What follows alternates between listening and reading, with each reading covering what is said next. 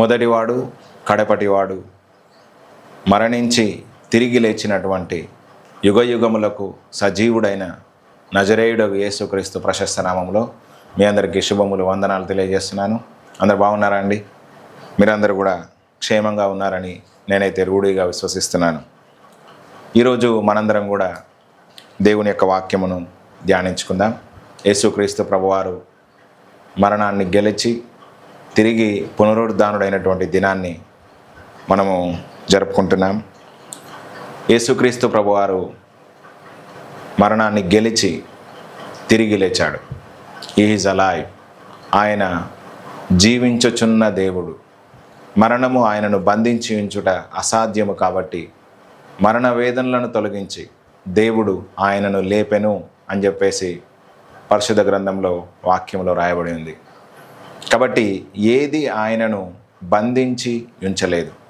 అది పాపము కానీ, మరణము కానీ, శాపము కానీ, వేదనలు కానీ, లేమి కానీ, లేకపోతే శత్రువైన సాతాను కానీ, వాని సమూహములు కానీ, ఏది కూడా దేవుణ్ణి అదేవిధంగా ఆయన నెరిగిన సంఘమును బంధించి ఉంచుట అసాధ్యం. Jesus Christ defeated everything. ప్రతి దాన్ని కూడా ఆయన జయించాడు. సమస్తాన్ని కూడా ఆయన లోపరుచుకొని ఈ సమయంలో తండ్రి కుడి పక్కన ఆయన కూర్చుండి మనందరి కోసము ఆయన ఎదురు చూస్తూ ఉన్నాడు. శత్రువులందరూ కూడా మన పాదముల క్రింద పీటగా చేసేబడే వరకు తండ్రి కుడి పక్కన ఆయన కూర్చుండనై ఉన్నాడని ఈ సమయంలో మనందరం కూడా జ్ఞాపకం చేసుకుందాం. ఈ సమయంలో నేను ముఖ్యంగా పునరుత్థాన బలము అనేటువంటి అంశాన్ని మనము చూద్దాం. ఈ రోజుల్లో మన జీవితంలో ఎన్నో చచ్చుబడిపోయినటువంటి పరిస్థితుల గుండా మనం వెళ్తున్నాం. అవి ఫైనాన్సెస్ కావచ్చు, ఆర్థికంగా కావచ్చు, ఆరోగ్యపరంగా కావచ్చు, అదేవిధంగా మనము ఆత్మీయంగా కావచ్చు, లేకపోతే శారీరకంగా కొన్ని అనారోగ్యములను అనుభవిస్తున్నాం కావచ్చు, లేకపోతే మానసికంగా కావచ్చు. ఎన్నో విషయాలలో వి హ్యావ్ డెడ్. మనము చచ్చిపోయాం. అయితే దేవుడు తిరిగి తన శక్తి ద్వారా యేసుక్రీస్తు ప్రభువుని ఏ విధంగానైతే లేపాడో ఆ పునరుద్ధాన శక్తిని, ఆ బలాన్ని వినియోగించి మృతులలో నుంచి ఏ విధంగానైతే తిరిగి లేపాడో అదేవిధంగా దేవుడు ఈరోజు మనల్ని కూడా తిరిగి లేపుతాడనేటువంటి వాక్యమును పరిశుద్ధాత్మ దేవుడు ఇవ్వడం జరిగింది. దాన్ని సమయంలో నేను మీకు అందరికీ కూడా జ్ఞాపకం చేస్తాను. మొట్టమొదటిగా మనము ఎఫెసీలకు రాసిన పత్రిక 1వ అధ్యాయము 17 నుంచి 19వ వచనం వరకు మనం చదివితే అక్కడ అపోస్తలుడైనటువంటి పౌలు సంఘం నిమిత్తం ప్రార్థిస్తాడు.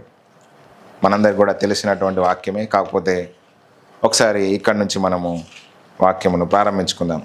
ఎఫెసీలకు రాసిన పత్రిక 1వ అధ్యాయము 17 నుంచి మనం చదివితే గనక, మరియు మీ మనోనేత్రములు వెలిగింపబడినందున ఆయన మిమ్మును పిలిచిన పిలుపు వలనైన నిరీక్షణ ఎట్టిదో, పరిశుద్ధులలో ఆయన స్వాస్థ్యం యొక్క మహిమైశ్వర్యం ఎట్టిదో, ఆయన క్రీస్తునందు వినియోగపరిచిన బలాతిశయమును బట్టి విశ్వసించు మనయందు ఆయన చూపుచున్న తన శక్తి యొక్క అపరిమితమైన మహాత్మ్యం ఎట్టిదో మీరు తెలుసుకొనవలనని మన ప్రభు అయిన క్రీస్తు యేసు యొక్క దేవుడైన మహిమ స్వరూపియగు తండ్రి తన్ను తెలుసుకున్నట్టు మీకు జ్ఞానమును ప్రత్యక్షతయు గల మనస్సు అనుగ్రహించినట్లు నేను నా ప్రార్థనల యందు మిమ్మల్ని గూర్చి విజ్ఞాపన చేయుచున్నాను. ఇక్కడ పౌలు మాట్లాడుతున్న మాట ఏంటంటే, మీ నేత్రములు తెరవబడ్డప్పుడు, when you get the understanding, మీకు ఎప్పుడైతే ఒక ప్రత్యక్షత లేకపోతే ఒక రెవల్యూషన్ మీకు వస్తుందో అప్పుడు 3 విషయాలు తెలుస్తాయి అంటున్నాడు. మొట్టమొదటిది ఏంటిదంటే, మిమ్మును పిలిచినటువంటి పిలుపు వలనైన నిరీక్షణ ఏంటిదో మీకు తెలుస్తుంది. అదేవిధంగా పరిశుద్ధులలో ఆయన స్వాస్థ్యం యొక్క మహిమైశ్వర్యం ఏంటో మీకు తెలుస్తుంది. మూడోది ఏంటంటే, క్రీస్తునందు వినియోగించిన బలాతిశయము. దేవుడు యేసుక్రీస్తునందు ఏ అత్యధికమైనటువంటి బలాన్ని వినియోగించాడో, మృతుల్లో నుండి తిరిగి లేపడానికి ఆయన ఏ సామర్థ్యమును వినియోగించాడో అట్టి సామర్థ్యమును విశ్వసించు మనలో ఆయన కనుపరచడానికి సిద్ధంగా ఉన్నాడు. అది మీరు గ్రహిస్తారు అని చెప్పేసి ఇక్కడ అపోస్తలుడైనటువంటి పౌలు మాట్లాడుతూ ఉన్నాడు. ఈ సమయంలో నేను 3వ విషయాన్ని మీకు ఈరోజు చెప్పడానికి ప్రయత్నం చేస్తాను. ఇక్కడ మనకు మొట్టమొదటగా అర్థం కావాలి, అందుకే నా ప్రజలు జ్ఞానం లేక నశిస్తున్నారు అంటున్నాడు. కాబట్టి ఎప్పుడైతే మనకు ఒక రెవల్యూషన్, ఒక ప్రత్యక్షత, ఒక అండర్స్టాండింగ్, ఒక గ్రహింపు, లేకపోతే ఒకటి తెలియబడము, ఒకటి రివీల్ అవ్వడము జరుగుతుందో అప్పటి నుంచి మన జీవితం అనేటువంటిది మార్పు అనేటువంటిది జరుగుతుంది. అందుకే మనం చాలాసార్లు కూడా గుడ్డితనంలో ఉంటాం. మన జీవితంలో ఒక గ్రహింపు అనేటువంటిది రాకపోతే మన పరివర్తన అనేటువంటిది మనం చెందలేం. అందుకే పౌలు ఇక్కడ సంఘం గురించి ప్రార్థిస్తున్నాడు. ప్రభువా, వారి మనోనేత్రములను తెరవండి నాయన. మీ యొక్క బలాతిశయం ఏంటో వాళ్ళకు అర్థం కావాలి. మీ అపరిమితమైనటువంటి శక్తి ఏంటో నాయన వాళ్ళు తెలుసుకోవాలి. యేసుక్రీస్తు ప్రభువులో తండ్రి అయిన దేవా, మీరు ఎంత బలాన్ని వినియోగించారు, ఆ బలము విశ్వసించి వారిలో కూడా చూపిస్తానంటున్నారు. ఆ గ్రహించేటువంటి జ్ఞానాత్మ వారికి దయచేయండి అయ్యా అని ఇక్కడ పౌలు ప్రార్థిస్తున్నట్టుగా మనం చూస్తున్నాం. సరే, మరి ఆ బలం ఏంటి అనేది కనుక మనం అర్థం చేసుకుంటే ఇక్కడ స్పష్టంగా తెలియజేస్తున్నాడు ఏంటంటే, క్రీస్తునందు వినియోగించిన బలాతిశయమును బట్టి. ఇప్పుడు దేవుడు క్రీస్తులో బలాన్ని వినియోగించాడు. ఏ బలం అంటే అది పునరుద్ధాన బలము, లేకపోతే పునరుద్ధాన శక్తి. అంటే దాన్ని ఏమంటామంటే చచ్చిన దాన్ని తిరిగి లేపడం. This is very difficult thing. ఈ భూమి మీద దేన్నైనా చేయగలుగుతారు, కానీ చచ్చిన దాన్ని తిరిగి బ్రతికించడం అనేటువంటిది చాలా కష్టమైనటువంటి పని. చూడండి, ఒక చెట్టును మనం కొట్టేసామనుకోండి, ఒక మొద్దు మిగిలిపోయింది, దానికి మళ్ళీ చిగురు అనేది ఒక ఎండిపోయినటువంటి దానిలో నుంచి చిగురు రావడం అనేటువంటిది కొంచెం కష్టం. ఒక వ్యక్తి చనిపోయాడు, తిరిగి మళ్ళీ లేపడం అనేటువంటిది కష్టతరమైనటువంటి పని. అదేవిధంగా ఒక వ్యవస్థ కూలిపోయింది, ఒక రాజ్యము నాశనం అయిపోయింది, దాన్ని మళ్ళీ తిరిగి జీవంలోనికి తీసుకురావడము, తిరిగి మనుగడలోనికి తీసుకురావడం అనేటువంటిది దానికి ఎంతో శక్తి అనేటువంటిది అవసరమై ఉంటుంది. దేవుని సామర్థ్యం గొప్పదే, ఆయనకు అసాధ్యమైనది ఏది కూడా లేదు, ఆయన సర్వశక్తిమంతుడు. అయితే ఇట్లాంటి అసాధారణమైనటువంటి శక్తి, ఇట్లాంటి పునరుద్ధాన బలము దేవుడు విశ్వసించు వారికి ఆయన చూపించడానికి సిద్ధంగా ఉన్నాడు. మరి ఈ బలము చేత దేవుడు ఏం చేశాడు అని అంటే, చూడండి ఇక్కడ 20వ వచనంలో, ఆయన ఆ బలాతిశయము చేత క్రీస్తును మృతుల్లో నుండి లేపాడంట. ఇప్పుడు విశ్వసించు వారిలో దేవుడు చూపేటువంటి బలము ఏంటంటే పునరుద్ధాన బలము, అంటే చచ్చినటువంటి దాన్ని తిరిగి లేపేటువంటి శక్తి. ఈ శక్తిని దేవుడు క్రీస్తులో చూపించి పరిసయ్యులు, శాస్త్రులు, అదేవిధంగా అందరూ కలిసి ఆయనను సిలువేశారు. ఆయన చనిపోయాడు, తిరిగి 3వ దినమున ఆయన తిరిగి లేచాడు. అందుకే ఇందాక మనం చెప్పాము కదా ఒక మాట, మరణము ఆయనను బంధించి ఉంచుట అసాధ్యము కాబట్టి దేవుడు మరణ వేదనలను తొలగించి ఆయనను తిరిగి లేపాడు అని చెప్పేసి వాక్యంలో మనం చూస్తున్నాం. అంటే ఇక్కడ మనం అర్థం చేసుకోవాల్సిన మాట ఏంటంటే, క్రీస్తులో దేవుడు ఏ శక్తి అయితే చూపించాడో, ఏ పునరుద్ధాన బలమునైతే చూపించి క్రీస్తును మృతుల్లో నుంచి లేపాడో, ఆ మరణము యొక్క కోరలను విరిచివేసి, మరణము యొక్క ముళ్ళును విరిచివేసి, అదేవిధంగా శత్రువు యొక్క బలమునంతా అణిచివేసి ఏ విధంగానైతే తిరిగి లేపాడో, అదే బలము, అదే శక్తి, అదే ప్రభావము, అదే మహిమ ఈరోజు దేవుడు మన యందు కూడా చూపించడానికి సిద్ధంగా ఉన్నాడు. ఆయనను మృతుల్లో నుంచి తిరిగి లేపడం మాత్రమే కాదు, అన్నిటికంటే ఎత్తుగా హెచ్చించాడంట. ఇక్కడ మనం చూస్తే కనుక ఆ బలాతిశయము చేత క్రీస్తును మృతుల్లో నుండి లేపి సమస్తమైన ఆధిపత్యము కంటెను, అధికారము కంటెను, శక్తి కంటెను, ప్రభుత్వము కంటెను, ఈ యుగమునందు మాత్రమే కాక రాబో యుగమునందు పేరు పొందిన ప్రతి నామము కంటెను ఎంతో హెచ్చుగా పరలోకమందు ఆయనను తన కుడిపార్శ్వమున కూర్చుండ బెట్టి ఉన్నాడు. మరియు సమస్తమును ఆయన పాదం కింద ఉంచి సమస్తము పైన ఆయన సంఘమునకు శిరస్సుగా నియమించెను. చాలు. ఇక్కడ మనం చూస్తే కనుక యేసుక్రీస్తు ప్రభువును మృతుల్లో నుంచి లేపడానికి దేవుడు ఏ బలాన్నైతే వాడాడో, అంటే చచ్చినటువంటి దాన్ని తిరిగి బ్రతికించడానికి ఏ శక్తినైతే వాడాడో, అదే బలాన్ని, అదే సామర్థ్యాన్ని విశ్వసించు నీలో, విశ్వసించు నాలో ఆయన కనపరచడానికి సిద్ధంగా ఉన్నాడు. కాబట్టి ఈరోజు మనము పునరుద్ధాన బలాన్ని ఎరగడానికి, పునరుద్ధాన బలాన్ని మనం అనుభవించడానికి పిలువబడ్డాం. ఆ బలాతిశయం ఏంటో మనం ఎక్స్పీరియన్స్ కావాలి. కొన్ని సందర్భాల్లో మనం ఎక్స్పీరియన్స్ అయ్యాం. మనం ఎఫెసీ పత్రిక 2వ అధ్యాయంలో చదివితే, పాపముల చేత, అపరాధముల చేత చచ్చిన స్థితిలో ఉన్న మనల్ని క్రీస్తుతో కూడా లేపి, క్రీస్తుతో కూడా బ్రతికించి తండ్రి కుడి పక్కన మనని క్రీస్తుతో పాటు కూర్చుండబెట్టుకొని ఉన్నాడు అని చెప్పేసి అక్కడ పౌలు జ్ఞాపకం చేస్తాడు. మనం క్రీస్తుతో కూడా లేపబడ్డాం, నిత్య జీవము కొరకు లేపబడ్డాం, అదేవిధంగా మహిమ కొరకు లేపబడ్డాం. మన యొక్క ఆత్మీయ జీవితం అనేటువంటిది తిరిగి జన్మింపజేశాడు యేసుక్రీస్తు ప్రభువారు. సరే, అది ఒక శక్తి. అయితే ఇంకా దేవుడు ఏ ఏ విషయాల్లో తన యొక్క పునరుద్ధాన బలాన్ని వాడతాడు అనేటువంటిది ఈరోజు నేను కొన్ని ఉదాహరణలు చెప్పి కొంతమంది వ్యక్తుల జీవితాలను జ్ఞాపకం చేసి నేను మీకు అర్థం చేయించడానికి ప్రయత్నం చేస్తాను. సరే, మొట్టమొదటిగా మనము ఫిలిప్పీలకు రాసిన పత్రికలో మనం చదివితే కనుక అపోసైనటువంటి పౌలు తన జీవితాంతం తను బ్రతికినన్ని రోజులు ఇట్టి బలాన్ని తను అపేక్షించాడు. ఏ మృతతుల్యమైన పరిస్థితి తనకు వచ్చినా, ఇంకా తనకు ఆశ లేదు అనేటువంటి పరిస్థితి తనకు వచ్చినప్పుడు ఈ believed the power of resurrection. అతడు దేని యందు విశ్వాసం ఉంచాడంటే మృతులను లేపే దేవుని యందు తను విశ్వాసం ఉంచాడు. అంటే దేవుని యొక్క పునరుద్ధాన శక్తిని తను విశ్వసించినట్టుగా మనం అర్థం చేసుకుంటాం. ఒకసారి ఫిలిప్పీలకు రాసిన పత్రిక 3వ అధ్యాయంలో మనం చదివితే కనుక 10వ వచనం నుంచి కనుక మనం చదివితే, ఏ విధము చేతనైనను మృతుల్లో నుండి నాకు పునరుత్థానము కలగవలనని ఆయన మరణ విషయములోను సమానానుభవము గలవాడనై ఆయనను ఆయన పునరుద్ధాన బలమును ఎరుగు నిమిత్తము ఆయన శ్రమలలో పాలివాడనగుట ఎట్టిదో ఎరుగు నిమిత్తము సమస్తమును నష్టపరుచుకొని వాటిని పెంటతో సమానముగా ఎంచుకొనుచున్నాను. ఇక్కడ Paul has a deep desire. పౌలుకు ఒక లోతైన కాంక్ష, లోతైన ఆశ ఉందంట.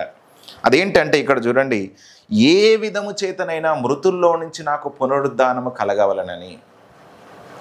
ఎట్టి పరిస్థితిలో వెళ్ళినా సరే, లేకపోతే ఏ రకంగానైనా సరే నాకు పునరుద్ధాన శక్తి అనేటువంటిది నేను ఎక్స్పీరియన్స్ కావాలి అని ఏమవుతున్నాడంట, అతడు మరణానుభవము గుండా పోతున్నాడంట.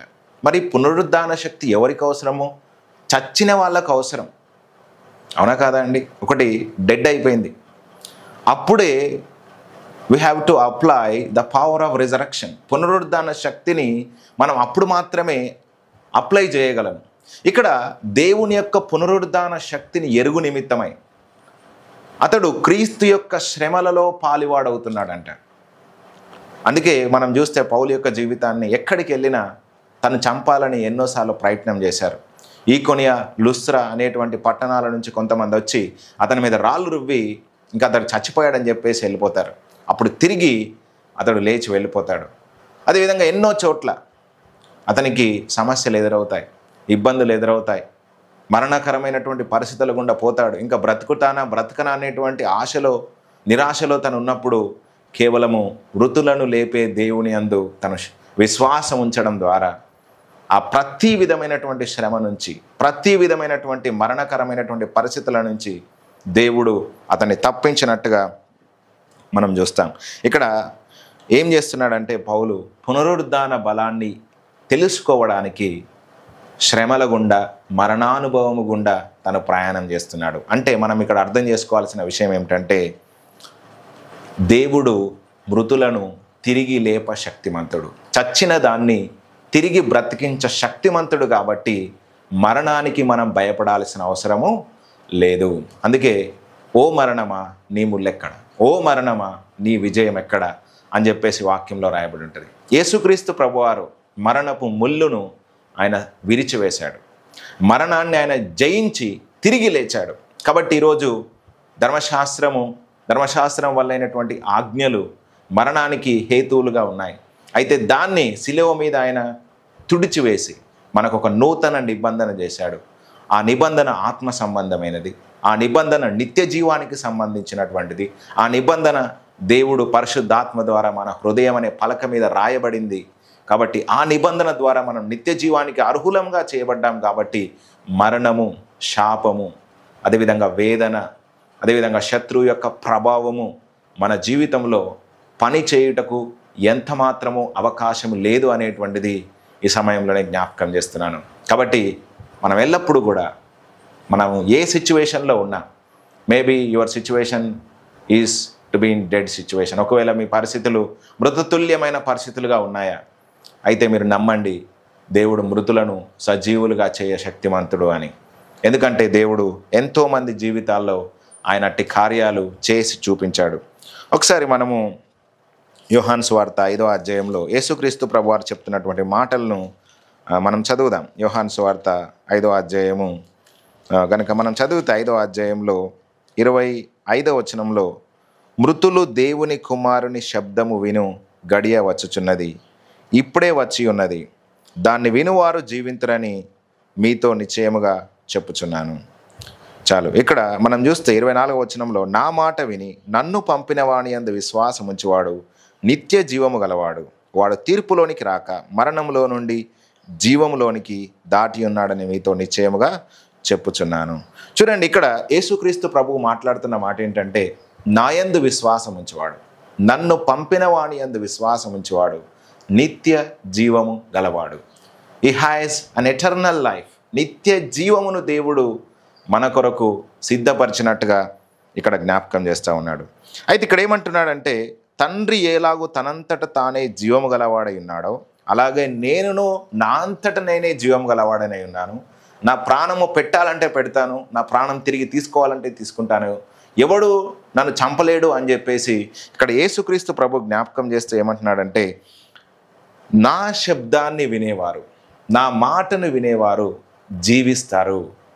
అంటే ఇక్కడ మృతులను లేప శక్తి, మృతులను లేపే బలము ఎందులో ఉంటుందంటే దేవుని యొక్క వాక్యములో ఉంటుంది. I'm repeating this statement again. మృతతుల్యమైనటువంటి దానిని తిరిగి బ్రతికించ శక్తి దేవుని యొక్క వాక్యములో మాత్రమే ఉంది. అందుకే ఇక్కడ యేసయ్య అంటున్నాడు, మృతులు నా శబ్దాన్ని వింటే తిరిగి లేస్తారు.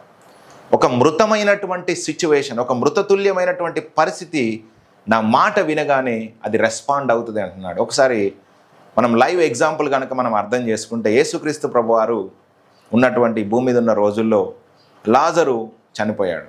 చనిపోయినప్పుడు తీసుకెళ్ళి అతన్ని సమాధిలో పెట్టారు. సమాధిలో పెట్టిన తర్వాత 4 రోజులకు యేసుక్రీస్తు ప్రభువారు ఆ లాజరు యొక్క సమాధి దగ్గరికి వచ్చి ఆయన మాట్లాడుతున్నాడు, లాజరు బయటకు రా.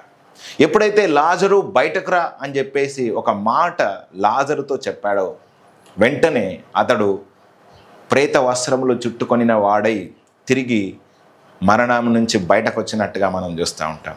అంటే ఎప్పుడైతే యేసుక్రీస్తు ప్రభు యొక్క నోట నుంచి వెలువడినటువంటి ఒక వాక్కు మృతతుల్యమైనటువంటి దాని మీద ప్రవచించబడుతుందో, మృతతుల్యమైనటువంటి దాని మీద మాట్లాడబడుతుందో, ఆ వాక్కులో ఉన్నటువంటి శక్తి, లేకపోతే ఆ వాక్యములో ఉన్నటువంటి ఆ బలము, ఆ వాక్కులో ఉన్నటువంటి జీవము మృతతుల్యమైనటువంటి దాన్ని తిరిగి బ్రతికిస్తుంది. హల్లెలూయా. అందుకే అక్షయమగు దేవుని వాక్యము అంటది.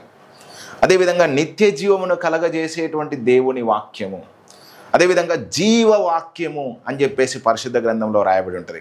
కాబట్టి ఒక డెడ్ సిచ్యువేషన్, ఒక డెడ్ సర్కమ్స్టాన్స్ తిరిగి జీవాన్ని ఎట్లా పొందుకుంటుంది అంటే వాక్యము ద్వారా పొందుకుంటుంది, వాక్కు ద్వారా పొందుకుంటుంది.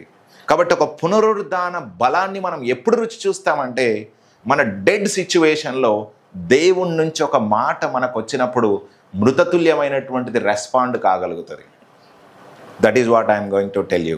ఈ సమయంలో నేను ముఖ్యంగా మీకు జ్ఞాపకం చేయాల్సిన మాట ఏంటంటే, మీ సిచ్యువేషన్స్ అన్నీ ఈరోజు డెడ్ అయి ఉండొచ్చు, మీకు దారులన్నీ మూసుకుపోయి ఉండొచ్చు, ఎటు చూసినా నిరీక్షణ అనేటువంటిది ఒకవేళ కనబడట్లేదు కావచ్చు. మీ ఆర్థిక విషయంలో, ఆరోగ్య విషయంలో, కుటుంబ విషయంలో, లేకపోతే మీ యొక్క బయటకు సమస్యల నుంచి బయటకు వచ్చే విషయంలో ఎక్కడ కూడా ఒక హోప్, ఒక నిరీక్షణ అనేటువంటిది కనబడట్లేదు కావచ్చు. అది మీ పరిస్థితులన్నీ చచ్చిపోయినట్టుగా ఉన్నాయి కావచ్చు. అయితే దేవుని నుంచి వచ్చే ఒక్క శబ్దము, ఒక్క మాట ఏం చేస్తుందంట? జీవింపజేస్తుందంట, బ్రతికింపజేస్తుంది.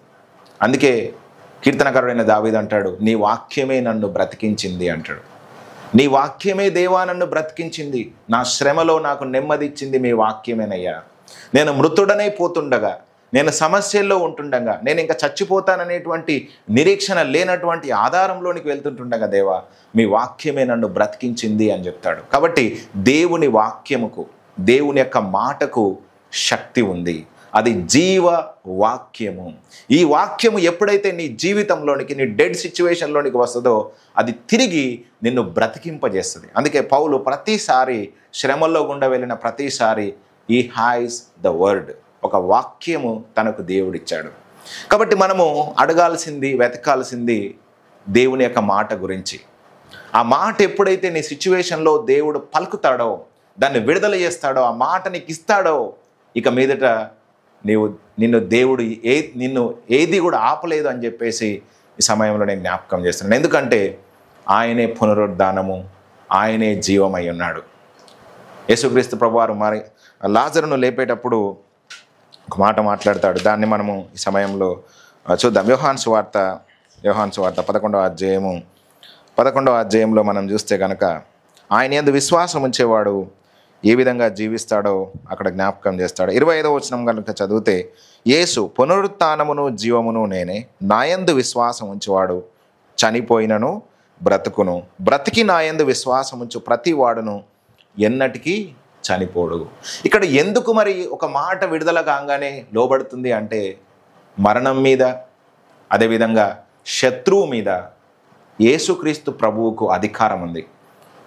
మనం చూస్తే కనుక ప్రకటన గ్రంథంలో 1వ అధ్యాయంలో యేసుక్రీస్తు ప్రభు వారు మాట్లాడుతున్న మాటను మనం చదువుదాం. ప్రకటన గ్రంథం 1వ అధ్యాయము 18వ వచనంలో, నేను మొదటి వాడను కడపటి వాడను జీవించు వాడను, మృతుడనైతిని గాని ఇదిగో యుగ యుగములు సజీవుడనై ఉన్నాను, మరియు మరణము యొక్కయు పాతాళ లోకము యొక్కయు తాళపు చెవులు నా స్వాధీనంలో ఉన్నవి.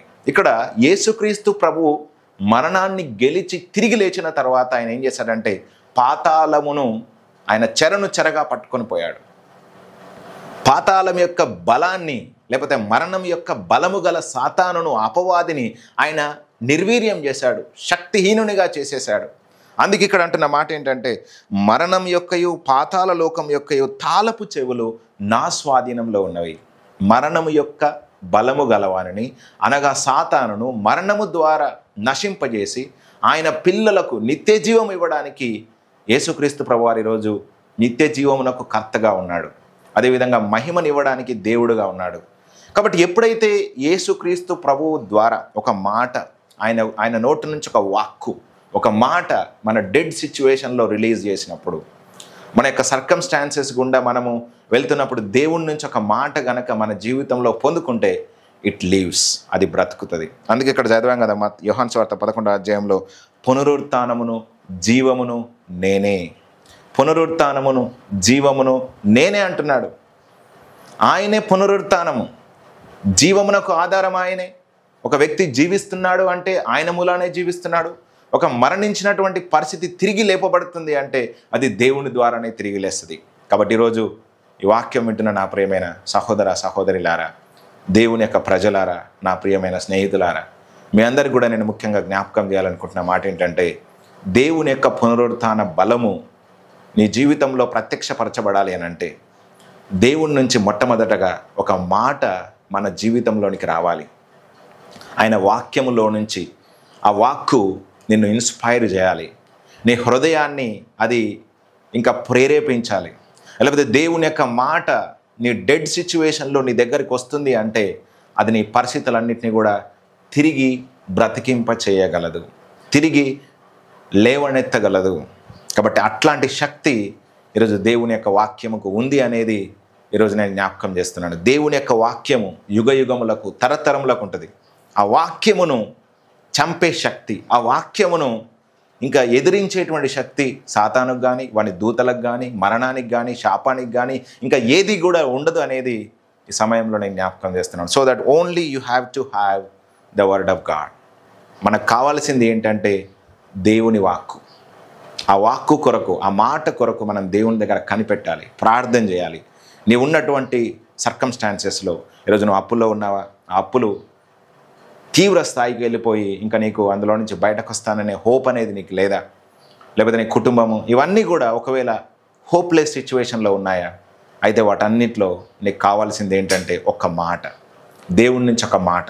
అందుకే మనం చదివేదాం కదా యోహాను సువార్త 5వ అధ్యాయంలో, మృతులు దేవుని కుమారుని శబ్దము విను గడియ వచ్చుచున్నది, అది వచ్చేయి ఉన్నది. ఎప్పుడైతే ఆ శబ్దము వింటారో, ఎప్పుడైతే ఆ మృతతుల్యమైనది దేవుని యొక్క శబ్దము వింటుందో అది తిరిగి బ్రతుకుతుంది అని చెప్పేసి ఇక్కడ యేసుక్రీస్తు ప్రభువారు మాట్లాడుతూ ఉన్నాడు. కాబట్టి you have to have the word of God, you have to speak the word of God. మనము దేవుని వాక్యమును పొందుకోవాలి. ఆ మాటను మన డెడ్ సిచ్యువేషన్లో, డెడ్ సర్కమ్స్టాన్సెస్లో మనం మాట్లాడుతున్నప్పుడు అది తిరిగి బ్రతుకుతుంది అనేది ఈ సమయంలో నేను జ్ఞాపకం చేస్తున్నాను.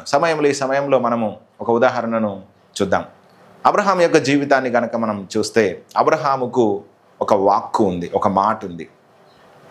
ఏంటంటే, నీ సంతానమును సముద్ర తీరమందలి ఇసుకరేణువుల వలెను, అదేవిధంగా ఆకాశ నక్షత్రముల వలెను నేను విస్తరింపజేస్తాను అని దేవుడు ఒక మాట ఇచ్చాడు. ఈ మాట మరణాన్ని ఎట్లా అధిగమిస్తుంది?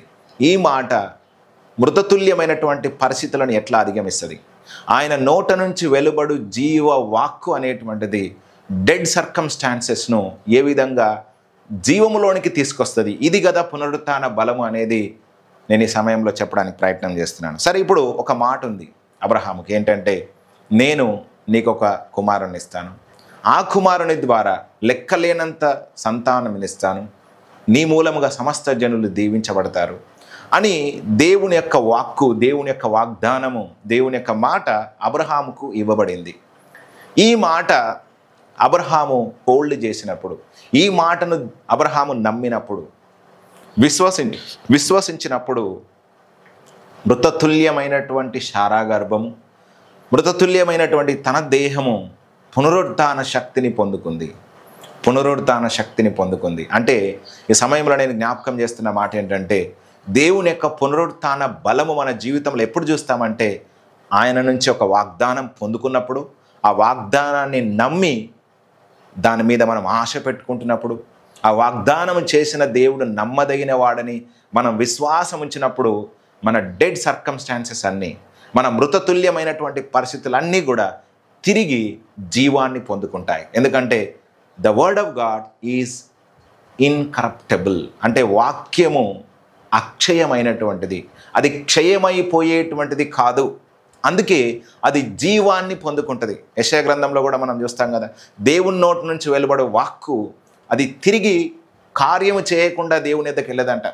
ఒక ఆకాశం నుంచి వర్షము కురిసి ఒక వ్యవసాయకుని ఏ విధంగానైతే పంటను ఇస్తుందో, భూమి ఒక పైరులను ఏ విధంగానైతే ఇస్తుందో, అదేవిధంగా దేవుని నుంచి వచ్చేటువంటి వాక్యము కార్యము చేయకుండా వెనక్కి వెళ్ళదు అని చెప్పేసి రాయబడి ఉంటుంది. కాబట్టి ఆయన నోటి నుంచి వెలువడినటువంటి వాక్కు ఎప్పుడు కూడా శరీర రూపాన్ని ధరించుకుంటుంది. అదేవిధంగా అది నిత్య జీవము కలిగి ఉంటుంది, అది ఎటర్నల్గా ఉంటుంది అనేది మనం ఎప్పుడు కూడా అర్థం చేసుకోవాలి. సరే, ఇప్పుడు ఈ మాట అబ్రహాముకు ఉన్నప్పుడు అబ్రహాము ఆ మృతతుల్యమైనటువంటి పరిస్థితిని ఏ విధంగా జయించాడు, దేవుని యొక్క పునరుత్థాన బలాన్ని ఏ విధంగా అతను రుచి చూశాడనేది ఈ సమయంలో మనం చూద్దాం.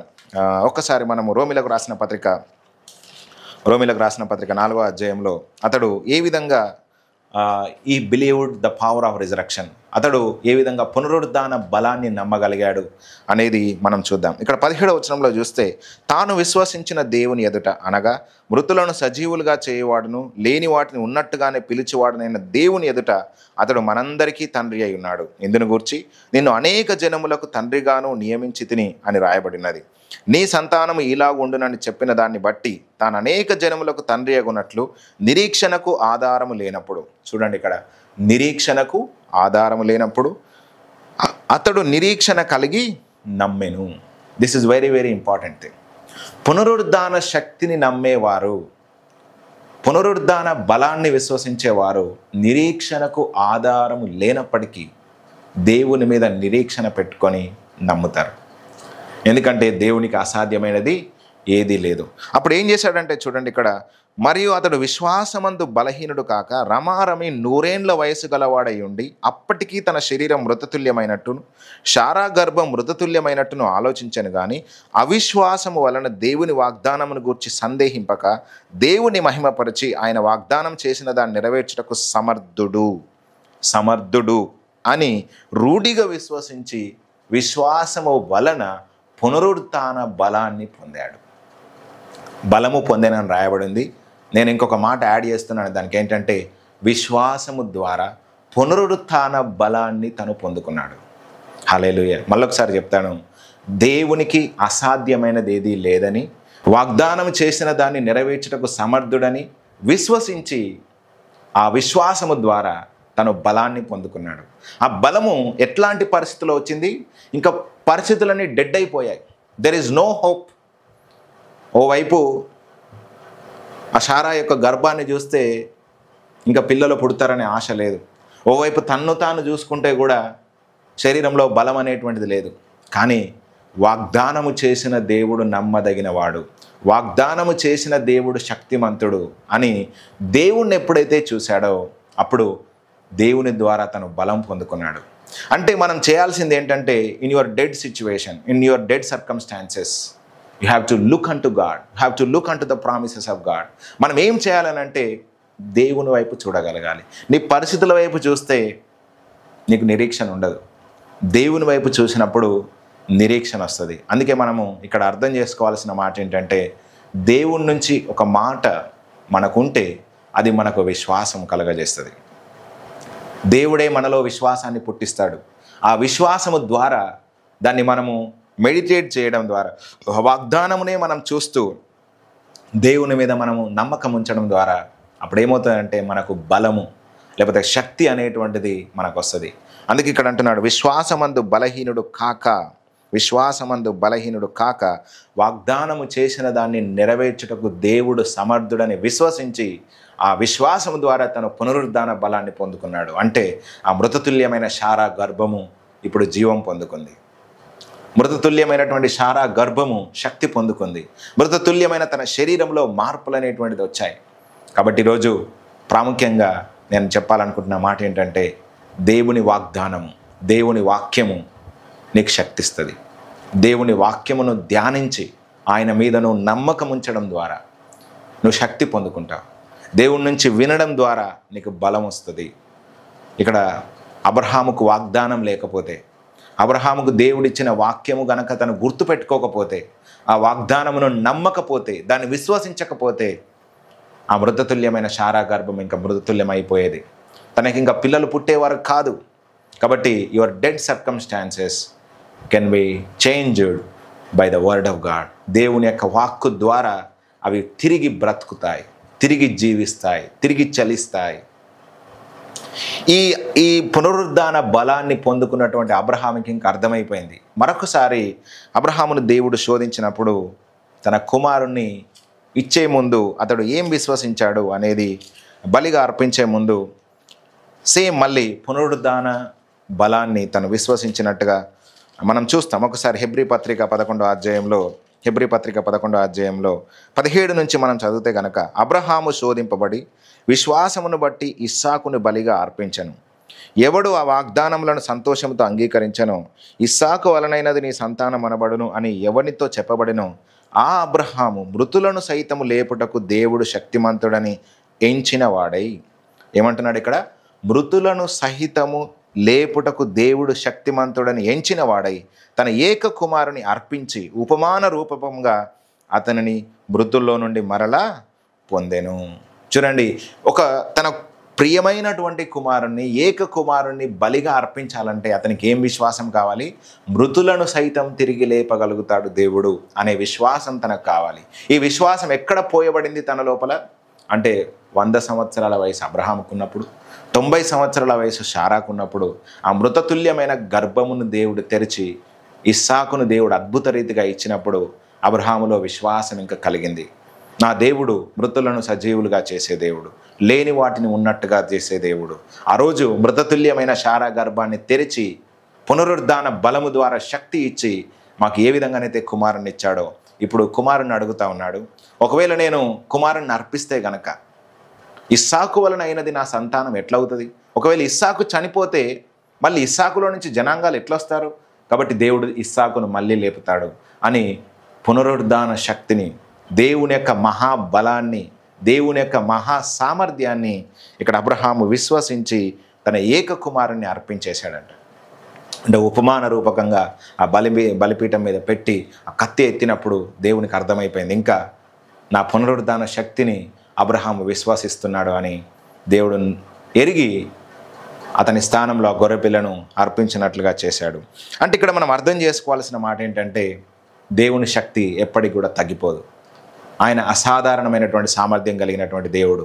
కాబట్టి ఆ పునరుద్ధాన శక్తిని మనం ఎరుగు నిమిత్తమై మనము ప్రతి సందర్భంలో మనం దేవుని మీద ఆధారపడుతూ ఆయన కొరకు కనిపెట్టడం, అదేవిధంగా ఆయన వాక్కు కొరకు మనం నిరీక్షించడం, ఆ వాక్కును మనం ధ్యానించడం ఇక్కడ మనం అర్థం చేసుకోవాలి. ఇక్కడ అబ్రహాం ఏం చేశాడంట, ఇస్సాకు వలనైనది నీ సంతానం అనబడును అని ఆ వాక్కులో ఉన్నటువంటి శక్తి అబ్రహాముకు తెలుసు కాబట్టి, ఆ మాటను తను చూడగలిగాడు, నమ్మగలిగాడు కాబట్టి అబ్రహాము తన కుమారుణ్ణి బలిగా అర్పించడానికి సిద్ధపడ్డాడు.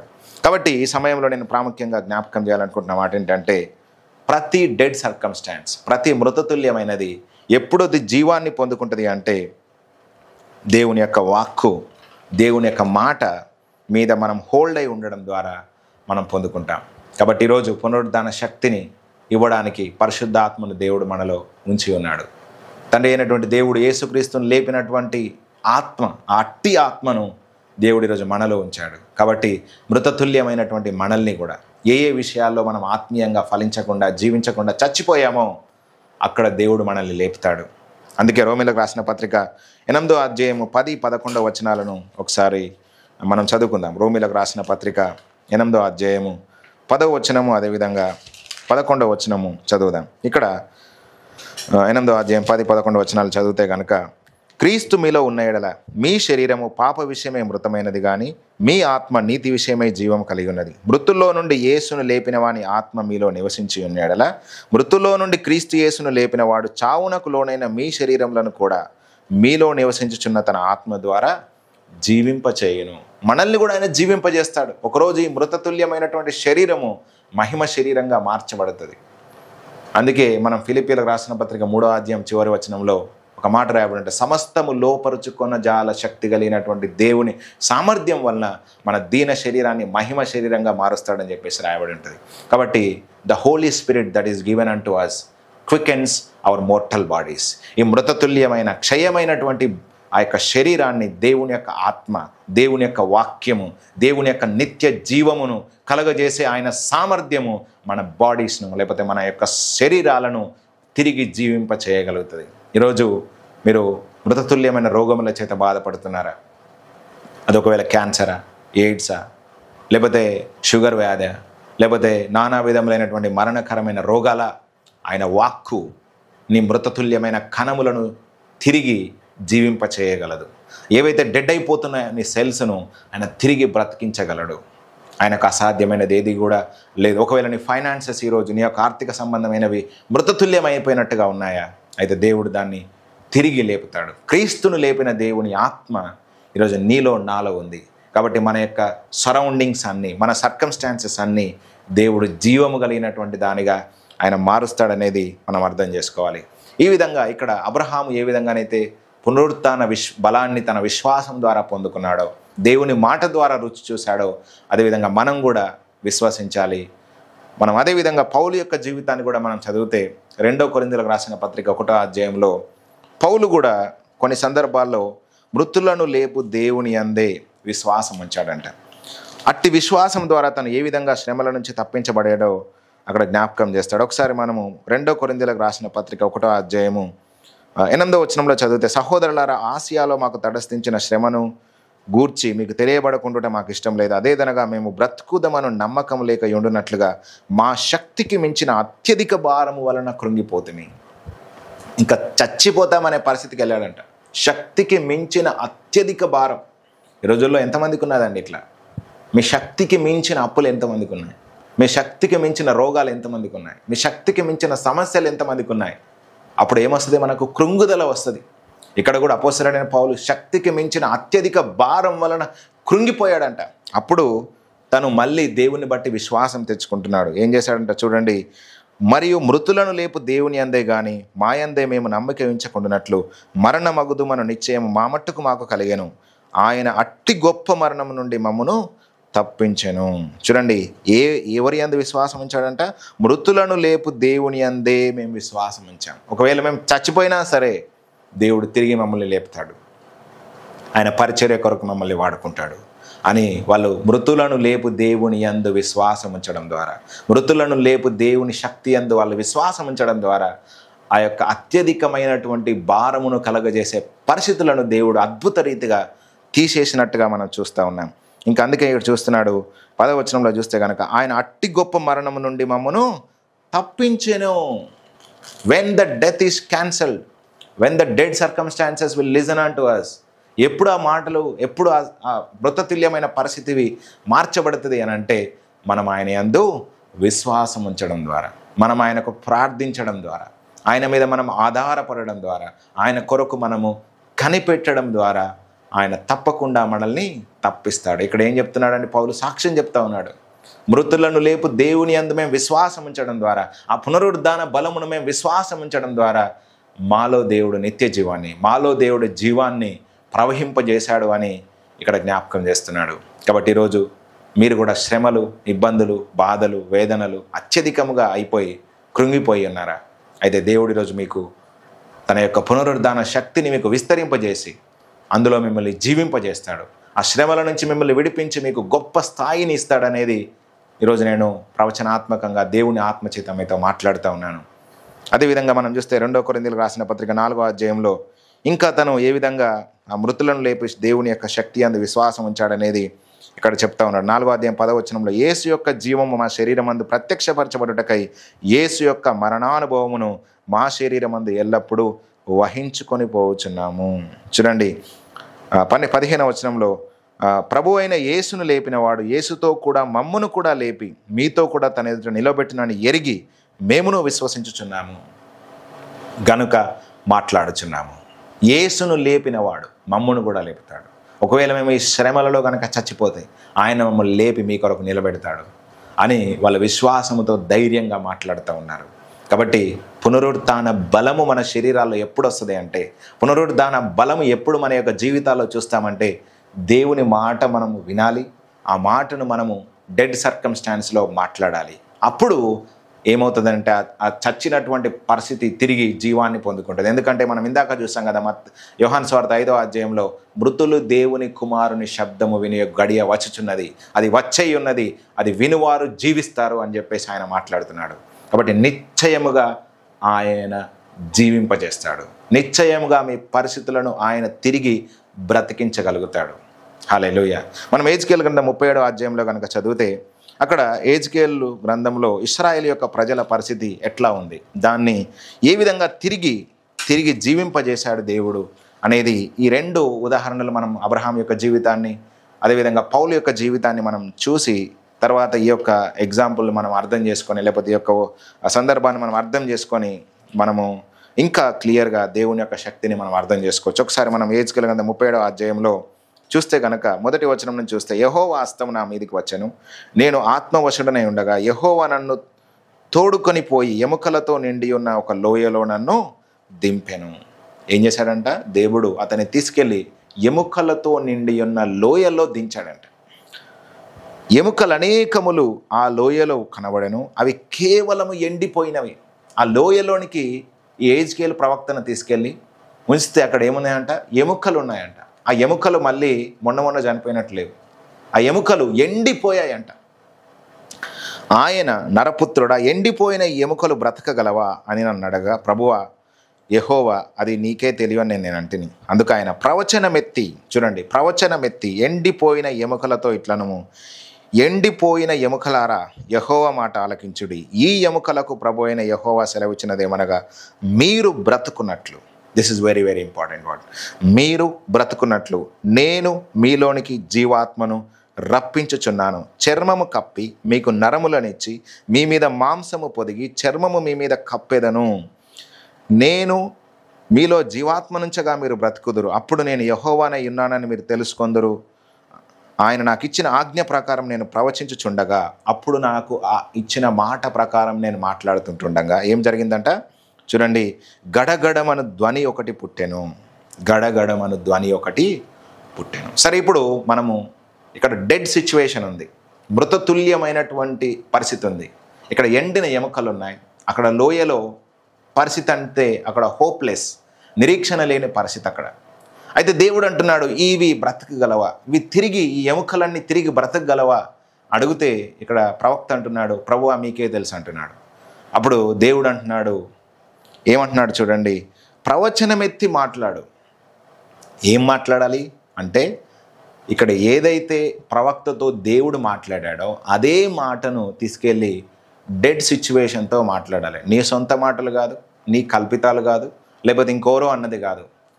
దేవుడు నిన్ను ఇన్స్పైర్ చేసి దేవుడు నీతో మాట్లాడినటువంటి మాటను ఆ డెడ్ సిచ్యువేషన్ మీద, ఆ మృతతుల్యమైనటువంటి ఎముకల లాంటి పరిస్థితుల మీద మాట్లాడినప్పుడు, ప్రవచనమెత్తి మాట్లాడినప్పుడు ఏం జరిగిందంటారు చూడండి. గడగడం అనే శబ్దము ఒకటి పుట్టెను. అప్పుడు ఎముకలు ఒకదానితో ఒకటి కలుసుకొనెను. నేను చూచుండగా నరములు మాంసములు వాటి మీదకి వచ్చెను. వాటి పైన చర్మము కప్పెను. అయితే వాటిలో జీవాత్మ ఎంత మాత్రము లేకపోయాను. ఎంతవరకైతే ప్రవక్త దేవుని నుంచి విని మాట్లాడుతున్నాడో అంతవరకే జరుగుతుంది. This is very important thing. ఎంతవరకైతే ప్రవక్త దేవుడి నుంచి విని ఆ పరిస్థితితో మాట్లాడుతున్నాడో అంతవరకే జరుగుతుంది. ఎందుకంటే ఆ వాక్యములో అంత శక్తి ఉంటుంది. దేవుని వాక్యము నెరవేర్చడానికి, దేవుని వాక్యము శరీర రూపం తీసుకురావడానికి ఆయన పరిశుద్ధాత్మ దేవుడు పనిచేస్తాడు. కాబట్టి మన నోట్ నుంచి దేవుడు ఏదైతే అట్రెన్సెస్, ఏదైతే పరిశుద్ధాత్మ పూర్ణంగా మాట్లాడేటువంటి మాటను, లేకపోతే దేవుని యొక్క వాగ్దానంలో మనం ఏదైతే విశ్వసించి మాట్లాడుతామో అంతవరకు దేవుడు కార్యాలు చేసి చూపిస్తాడు. ఇక్కడ విన్నాడు, ప్రవచనం ఎత్తి మాట్లాడాడు, అంతవరకు జరిగింది. మళ్ళీ వింటున్నాడు, మళ్ళీ మాట్లాడుతున్నాడు. చూద్దాం. ఇక్కడ మనం చూస్తే కనుక 9వ వచనంలో, అప్పుడు ఆయన నరపుత్రుడా జీవాత్మ వచ్చినట్లు ప్రవచించి ఇట్లనుము, ప్రభువు యెహోవా సెలవిచ్చినదేమనగా, జీవాత్మ నలుదిక్కుల నుండి వచ్చి హతులైన వీరు బ్రతుకున్నట్లు వారి మీద ఊపిరి విడువము. ఆయన నాకు ఆజ్ఞాపించినట్లు నేను ప్రవచింపగా. వింటున్నాడు, మళ్ళీ మాట్లాడుతున్నాడు. అప్పుడు ఏం జరిగిందంటే చూడండి, ప్రవచింపగా జీవాత్మ వారిలోనికి వచ్చెను. వారు సజీవులై లేచి లెక్కింప శక్యము గాని మహాసైన్యమై నిలిచిరి. చూడండి, ఇక్కడ ఈ యొక్క ఎగ్జాంపుల్ను దేవుడు ఎందుకోసం చెప్తున్నాడంటే, ఇశ్రాయేల్ ప్రజల పరిస్థితి కూడా హోప్లెస్ సిచ్యువేషన్ అయిపోయింది. అందుకే ఇక్కడ దాన్ని ఎక్స్ప్లెయిన్ చేస్తూ దేవుడు అంటున్న మాట ఏంటంటే, నరపుత్రుడా ఎముకలు ఇశ్రాయేల్ అందరినీ సూచించుచున్నవి. వారు మన ఎముకలు ఎండిపోయాను, మన ఆశ విఫలమాయను, మనం నాశనమైపోతుమి అని అనుకొనుచున్నారు. కాబట్టి ప్రవచనమెత్తి వారితో ఇట్లనము, ప్రభువు యెహోవా సెలవిచ్చినదేమనగా, నా ప్రజలారా మీరున్న సమాధులను నేను తెరచెదను. సమాధిలో నుండి మిమ్మల్ని బయటకు రప్పించి ఇశ్రాయేలు దేశంలోనికి తోడుకొని వచ్చేదను. నా ప్రజలారా నేను సమాధులను తెరిచి సమాధిలో ఉన్న మిమ్మల్ని బయటకు రప్పించగా నేను యెహోవానై ఉన్నానని మీరు తెలుసుకొందరు. మీరు బ్రతుకున్నట్లు నా ఆత్మను మీలో ఉంచి, మీరు బ్రతుకున్నట్లు నా ఆత్మను మీలో ఉంచి మీ దేశంలో మిమ్మను నివసింపజేసేదను. యెహోవానకు నేను మాట ఇచ్చి దాన్ని నెరవేర్తునని మీరు తెలుసుకొందరు. ఇదే యెహోవా వాక్కు. చాలు. ఇక్కడ మీరు బ్రతుకున్నట్లు నా ఆత్మను మీలో ఉంచుతాను. ఈ ఆత్మ ఎట్లా వస్తుంది? వాక్కు ద్వారా. దేవుని వాక్కు ఆత్మను సృష్టిస్తుంది. దేవుని యొక్క వాక్కు ఆత్మగా మారుతుంది. అంటే ఆత్మ వాక్యమే, వాక్యం ఆత్మే. ఇందులో డిఫరెన్స్ అనేది లేదు. ఇక్కడ ఎండిపోయిన ఎముకలు, నిరాశలో ఉన్నవి, లేకపోతే ఇంకా హోప్లెస్ సిచ్యువేషన్ అనేటువంటిది ఎప్పుడు జీవంగా మార్చబడుతుంది అంటే దేవుడు ఏదైతే మాట్లాడాడో దాన్ని మాట్లాడుతున్నప్పుడు. ఈరోజు మీ యొక్క పరిస్థితులతో దేవుడి నుంచి పొందుకున్న మాటను మాట్లాడాలి. అప్పుడు అందులోనికి జీవం వస్తుంది. మీ వ్యాపారం ఈరోజు కుంగిపోయిందా? పరిచర్య ఇంకా ఎదగట్లేదా? లేకపోతే మీ ఫైనాన్సెస్ అన్నీ ఎండిపోయినట్టుగా ఉన్నాయా? ఎక్కడ చూసినా మరణం వెళ్ళినట్టుగా అనిపిస్తుందా? అయితే you have to speak the జీవం. మీరు లైఫ్ను మాట్లాడండి, జీవాన్ని మాట్లాడండి. అందుకే పేతురు అంటాడు కదా, జీవము మాట్లాడడానికే మనం పిలువబడ్డాం. మన నాలుకలో జీవము మరణం ఉంది. కాబట్టి జీవాన్ని మనం మాట్లాడాలి, జీవాత్మ వచ్చినట్లుగా మాట్లాడాలి. మన యొక్క సిచ్యువేషన్లో దేవుని యొక్క వాక్కును మనం పలుకుతున్నప్పుడు ఆ యొక్క పునరుద్ధాన శక్తి తప్పకుండా పనిచేస్తుంది అని ఇక్కడ మనం అర్థం చేసుకోవాలి. కాబట్టి సమాధులను దేవుడు తెరుస్తాడంట. కాబట్టి ఆశ లేదు అనేది దేవుని దగ్గర ఉండదు, నిరీక్షణ లేదు అనేది ఎక్కడ కూడా ఉండదు. అందుకే అబ్రహాము నిరీక్షణకు ఆధారం లేని పరిస్థితుల్లో కూడా నమ్మాడంట. కాబట్టి ఈరోజు కూడా మీరు దేవుడి నుంచి విని దాన్ని విశ్వసించి దాన్ని మీ యొక్క పరిస్థితులతో మాట్లాడుతున్నప్పుడు ఆ పునరుద్ధాన బలము మీరు పొందుకుంటారు. ఆ శక్తిని దేవుడు మీ జీవితాల్లో చూపిస్తాడు. మీరు ఏ సిచ్యువేషన్లో ఉన్నా దీన్ని మీరు అప్లై చేయండి. తప్పకుండా మీ జీవితంలో ఒక గొప్ప జీవాన్ని, గొప్ప బలాన్ని మీరు అనుభవిస్తారనేది నేను జ్ఞాపకం చేస్తున్నాను. సరే, ఈ సమయంలో మనం ప్రార్థన చేసుకుందాం. నజరేయుడా యేసయ్యా, మీరు ఇంతవరకు మాట్లాడిన ప్రతి మాటను బట్టి వందనాలు. దేవా, మీ పునరుద్ధాన బలాన్ని ఎరగాలి అంటే మీ నుంచి మాకు మాట కావాలి. ఆ మాటను మేము ధ్యానించాలి. ఆ మాటను మా పరిస్థితులన్నింటిలో నమ్మగలగాలి. ఆ నమ్మకం ద్వారా, ఆ విశ్వాసం ద్వారా మేము బలాన్ని పొందుకుంటామని మీరు మాతో మాట్లాడారు. కానీ ఎవరైతే ఈ వాక్యమును విన్నారో తండ్రి, ఈరోజు వారి లోపల నిరీక్షణ లేదు కావచ్చు నాయన, వాళ్ళ యొక్క ఎండిన ఎముకల్లా ఉంది కావచ్చు వాళ్ళ పరిస్థితులు, సమాధిని పోలి ఉండొచ్చు అయ్యా, ఇంకా మాకు నిరీక్షణ లేదు అన్నట్టుగా ఉండొచ్చయ్యా. తండ్రి, వారున్న సమాధులను తెరవండి నాయన. వారికి ఉన్నటువంటి నిరాశను తీసివేయండి ప్రభువా. వారికి జీవమును ఇవ్వవలసిందిగా ప్రార్థిస్తున్నాను. మీ ఆత్మాభిషేకంతో మాట్లాడుతున్నానయ్యా. వారు జీవించుదురుగాక. వారి మృతతుల్యమైన ప్రతి పరిస్థితి తిరిగి బ్రతుకునుగాక. ప్రతి కాడిని విరగొట్టండి నాయన. దాని వారి జీవితాన్ని దేవ ఆశీర్వదించమని తండ్రి ప్రభు, ఈరోజు మొదలుకొని మీ పునరుద్ధాన శక్తిని మృతతుల్యమైన ప్రతి పరిస్థితిలో వారు రుచి చూచినట్లుగా, వారు ఒక అనుభవం కలిగి ఉండునట్లుగా మీరే సహాయం దయచేయమని నజరేయుడైన యేసునామమున ప్రార్థిస్తున్నాము తండ్రి. ఆమేన్. అందరికీ వందనాలండి. ప్రభు పేరిట మీ అందరికీ వందనాలు. దేవుడు మిమ్మల్ని మీ కుటుంబాన్ని దీవించునుగాక. Thank you for watching. God bless you.